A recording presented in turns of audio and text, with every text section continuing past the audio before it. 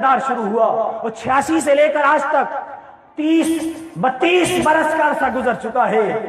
UN کی report کے مطابق حقیقی تعداد کا تو یقیناً ہم کچھ نہیں کہہ سکتے، لاکھ سے زائد کشمیریوں کو ظلم کے گھاٹ اتار دیا گیا، شہید ہو چکے ہیں، 40,000 سے زائد خواتین بیوہ ہو چکی ہیں، 75,000 تقریباً سے زائد بچے یتیم ہو چکے ہیں، لاتعداد عورتوں کی عصمت دری کی گئی ہے، عزت کو پامال کیا گیا ہے۔ آج مسلمان کہاں کھڑے ہیں؟ آج عرب کہاں کھڑا ہے؟ آج عجم کہاں کھڑا ہے؟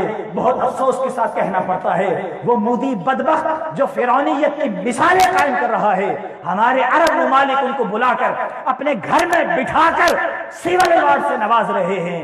اس امت مسلمہ نے یہ دن بھی دیکھنا تھا، یہ وقت بھی آنا تھا امت مسلمہ پر۔ آج امت مسلمہ کا میں اگر کوئی طاقت کی حیثیت رکھتا ہے تو الحمدللہ وہ پاکستان ہے، جو دنیا میں کچھ کر سکتا ہے، جو ایٹمی طاقت ہے وہ پاکستان ہے۔ آج ہمارے حکمرانوں کو فقط کام اب اس سے چلنے والا نہیں ہے کہ ہم ان کے ساتھ کھڑے ہیں، سفارتی باتیں ہی سے کام نہیں چلے گا۔ ہم یہ نہیں کہتے کہ جنگ کر لے جا کر، لیکن ہم یقیناً یہ کہتے ہیں کہ مودی کو ایسا جواب دیا جائے، مظلوم کشمیریوں کی مدد کسی طور پر کی جائے، کسی طور پر کی جائے، انہیں انڈیا کے ہندوؤں کے ظلم سے نجات دی جائے۔ تاجدار کائنات آقا علیہ السلام نے اپنی حیات طیبہ میں بے شمار غزوات لڑی، جنگیں لڑی۔ اگر اسلام میں صرف امن ہی ہوتا، اسلام نے بات صرف پیار سے ہی پوری ہونا ہوتی تو میرے آقا کبھی بدر میں نہ جاتے، میرے آقا کبھی احد میں نہ جاتے، کبھی خندق میں نہ جاتے۔